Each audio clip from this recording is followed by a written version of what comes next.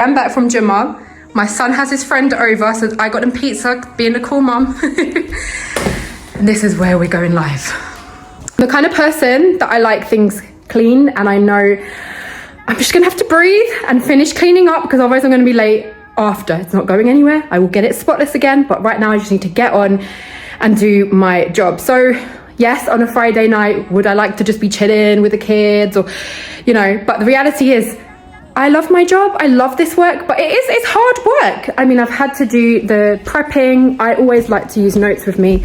So today's session, as we're so close to the final show, today's session is on movement, eye contact, work the stage. But the reality is that I would rather be doing this than having to go out morning till night. Alhamdulillah, I got to spend Juma in the masjid. I got to spend with my kids. My kid has his friend over upstairs, and I'm gonna go work with some incredible speakers.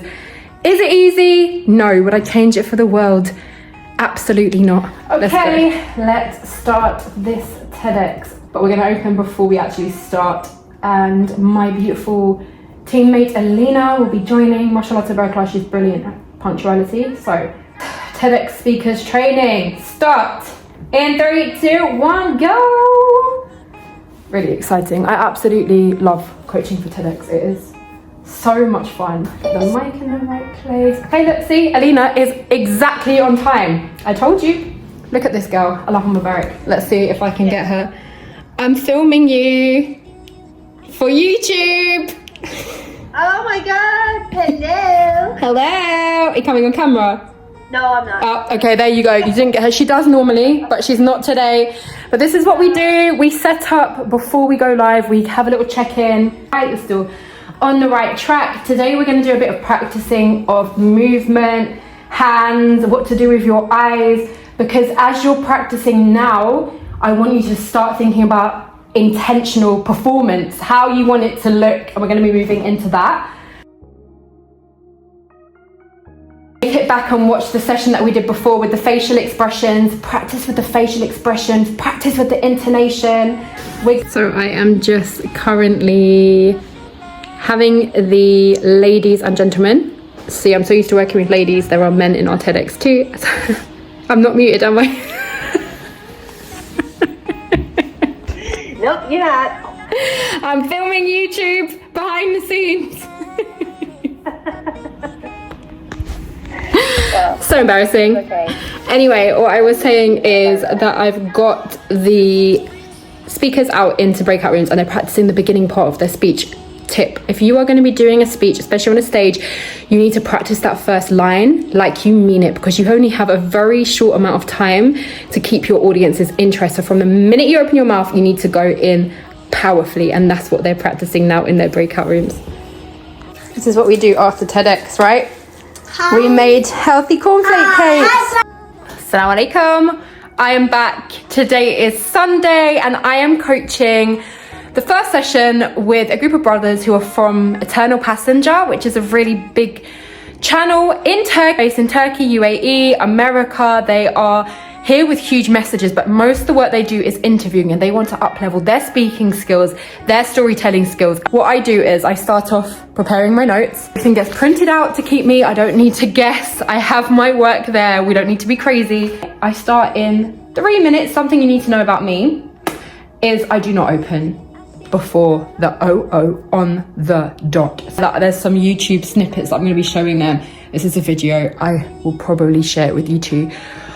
The especially if you're not Elon Musk. I mean, if you're Elon Musk, you can get away with it. Working up these are just ridiculous.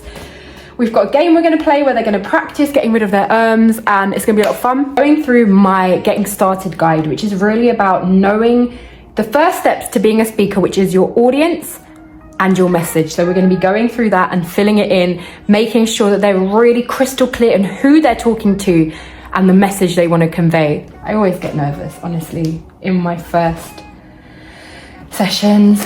Lots of water. Water helps. Can the garbage drink under their water? Under their niqab? Yes, they can. They actually can. This is our lighting that we're working with today. All right, without further ado, it's 58. I'm going to open up. We go, Bismillah.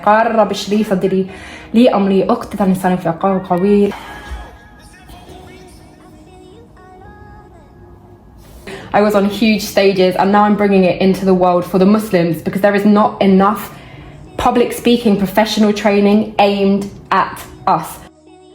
Friends, wherever it is, to imagine there's a switch, and I promise you there is no one I've ever worked with that can't get rid of the ums. Maybe they'll say one or two, it's not the end of the world, but they're not saying so many times in a minute. So how did you find that? Could you feel the difference trying to intentionally get them out? Definitely. It works. I didn't know that I was using those ands, but I just noticed that. So I just finished up the first session with the brothers, as you just saw, and I still have a to-do list to the sky. As you can see behind me, there is a washing basket to the ceiling. So I've got to-do list to the sky, to the floor, washing basket to the ceiling. It's just go. I still need to write emails. I need to continue editing a video for YouTube with my son. There is just so much to do. I've got to cook and prep for the homeschool day tomorrow, because it's Monday tomorrow, and it's just ongoing. But the realities of having your own coaching business online means that I can just literally get up after the session and walk across the room and go and make some dinner. I can go upstairs and put the laundry away. I don't have to travel for hours on end to get back. I can still have my children here with me. They're upstairs at the moment. I'm going to bring them down, spend some quality time with them before I get back to my to-dos. It's not easy. I get to the point sometimes where I just feel like it's go. And people always say to me, Khalila, you're so busy. When do you ever stop? It's go. But it's sessions like that make it all worth it. It's sessions like that where they're reminding me, their messages are so strong, and they're reminding me that in the work that they do in da'wah, when they are sharing their da'wah, subhanallah, alhamdulillah, it is benefiting so many people, but also benefiting themselves. It's having the effect on them to remember to pray. It's having the effect on them to remember to read Quran, and that's it. When we speak, and we speak a message that is powerful, that is implemented in Quran and Sunnah, that is not going against us, that is for us, it's also helping us internally. So when I'm doing these sessions, it really makes my heart sing, and there is absolutely nothing I would rather do. So yes, it's tiring. Yes, it's go. I'm not going to sit here and ever pretend to any of you that this work is a walk in the park. Entrepreneurship is not a walk in the park. It is not lying on beaches all day. However, it fills you up and fuels and ignites a fire burning within you that nothing else can, and it does grant you freedom, because otherwise what would I be doing? Before I started this business, my choice was to go out and do cleaning, and no offense to cleaners, I think they're incredible. I've got a cleaner, she's amazing. She helps change and make your life easy. What a powerful job, so underestimated by society. But it's not what I want to do. It's not what I envision or want, and being able to do this and using my skills to help incredible people like the brothers from Eternal Passenger, who have millions of reach and are able to now go out with the training and get even more powerful in their delivery. Use your skills. Build a life. Continue building a life. And when it gets tough, know, what would you rather be doing? So I'm gonna go cook some dinner, and I'll catch up with you later. I will definitely bring you along with me all week, because I'm going to be coaching my TEDx clients. So I'll see you there. So today's coaching is coming from the comfort of my bed. Not every single day needs to be with my amazing lighting. Tonight there's just 4 of my TEDx ladies. It's ladies only, hence why you can't see me right now. So tonight we have Amina Shaw, Mars, Anissa Abdullah, and Sophia. So they're going to be doing their group training. I do them into smaller groups because we are 17 speakers. So by allowing them into groups of 4, I can really listen to their talks, go through it with them, let them practice their full talk in delivery. Can you imagine if every single meeting I had 17 speakers doing their full TEDx talk? I don't think so. But anyway, today I have my little Rakaya. I'm going to say goodnight. Good night. You're gonna go sleep while mommy does TEDx, okay? She's saying no. She's got other plans. Anyway, let's start this call. Bismillah. For so many black women, but it was that sound, the sound of that baby's cry, that painful cry. It's Tuesday, forgetting what day of the week it is. Pull my mic down. I am just about to turn on Zoom for Stage School. Stage School is my weekly group coaching program. I have literally just got the kids their dinner out of the way. They've had chicken and rice, nice home cooked food, and now they're upstairs chilling for the evening on their watch time, which they're allowed.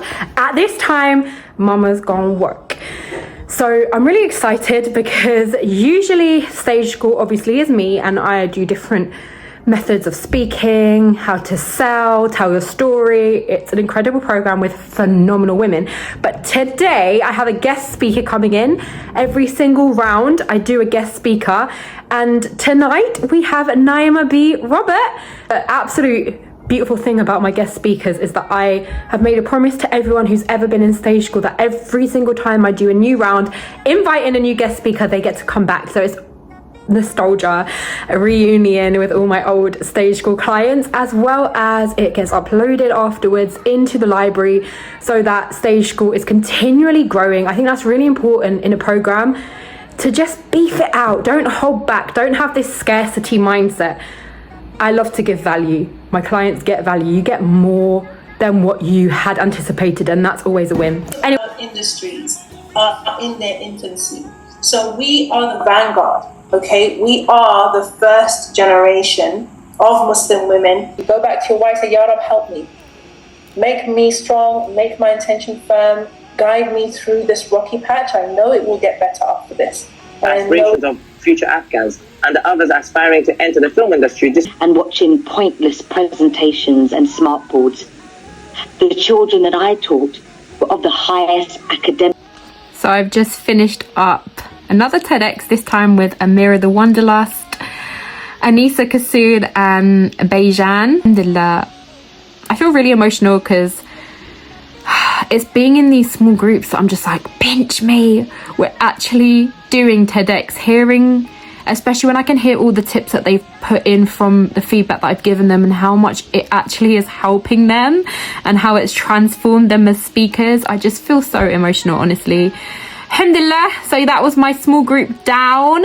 I want to share a reflection that I was just having, generally speaking, on coaching. The difference between doing one-to-one and groups. Okay, so something I learned really early on when I was studying with a business coach is people should pay for your time and your eyes, not necessarily the level of course. So what I might do with a group, I could also do one-to-one. If it's in a group, it will be at a lesser cost. So people are paying more for that tier of having your time and one-to-one. So having one-to-one being your highest cost and then moving down to a group, and you can be teaching essentially the same things. Obviously, one-to-one is do it with you. You're going to be working with them. You're going to be editing, for example, in my case, editing their speeches, really having the time to hone in. Obviously with TEDx, I do this anyway, regardless of the size of group. But in general, with my public speaking academy, if you're one-to-one or small groups, it's going to be a higher cost, but it's going to be my time. I'm going to be editing, listening. Whereas when it's a larger group, still loads of benefit. I've still got all the materials, but it's a lot more do it yourself. So you're going to be taking on the materials, taking in the learning, but being able to get on with it and produce it yourself. I personally, a lot of coaches don't do this, but I personally always like to offer people time that I can listen to them. So I have a community area where people post in videos that I can go in and give personalized feedback. I have what I call Speakathon Week, where my clients, even in large groups, get a chance in smaller groups with me and my speaker coaches to be able to provide feedback. It's really, really important. But obviously group would have that more sparingly, one-to-one have it every single session, and that's where the price cost differs. But it's not taking away your time as a coach, because you're essentially able to offer the same product just at different levels. Amazing. Work smart.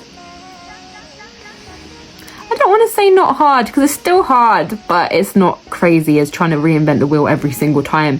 And actually, It is so smart because alhamdulillah, obviously the more you offer the same training, the better you get. The more you realize ways to improve it, the more you realize more what clients need and react and respond. So the more you offer the same training, the better you'll get. I've found that now, having repeated my training so many times. I know what works. I know what blockages clients are going to have even before they have them, so I'm able to always be one step ahead.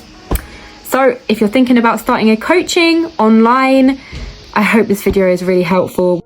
Okay, I totally forgot to film an outro, so I'm doing it a couple of weeks later. This was a couple of weeks ago, but I really hope this video has been helpful for you all. Make sure you turn on those notifications, subscribe to this channel, because I'm going to be putting out a video every single week, just really taking you into my world. This has been an incredible journey. Honestly, I'm so glad to be able to share coaching with you, because it's such a toxic industry. In transparency, I myself have invested so many thousands into coaching, where I just feel like it's such a pyramid scheme. The people at the top get rich, and that's continually just creating ways to get themselves richer, and you're always stuck in a cycle. For me, coaching is very beneficial if you have a skill, a trainee, an expertise that you can benefit other people on. You can work from home. I'm a homeschooler. I can build it around my clock as a mum, alhamdulillah. But I always say that we should do it with integrity, fi sabilillah, that we know that whatever we're doing, we are going to be answering to Allah for, that we can really benefit people, that they're getting what they pay for, inshallah. And this way we can really build a business from home that is successful and beneficial, alhamdulillah. Don't stop dreaming. Dream big. Dream bigger than they ever dared you to dream, because alhamdulillah, the work that I do is not about me. It's the voices that I can help amplify, because you might have an expertise, but if you do not know how to speak it powerfully, you're never going to be seen as that expert leader that you deserve to be seen as. So as always, keep speaking, keep inspiring, and keep using your voice, because it's the greatest tool you own for change. To go there, and automatically it will make your voice dip. It will make you slow down, because you're thinking about something, as compared to if I'm speaking about something really happy and I'm smiling and I'm allowing myself. You can see the difference, right? And that's what you want as a TEDx speaker. You want your audience to be transported into your speech. And I felt that I couldn't function normally. You see, I grew up with the belief that by age X, a brown girl is supposed to get married and live happily ever after, right? That's what parents and society expects. I wanted to become a doctor, but held back because of the idea that being a doctor wasn't compatible with married life. I wasn't supposed to feel this way. And yet here I was, back in the darkness. People, only I am the guy who knows that question. Nobody can know. Even if somebody asked the question, it wasn't the guy who came to my room and asked as a student. So I was shocked. I can't take it anymore. They see me weeping, please don't let it show. That's what they say, but I just let it flow.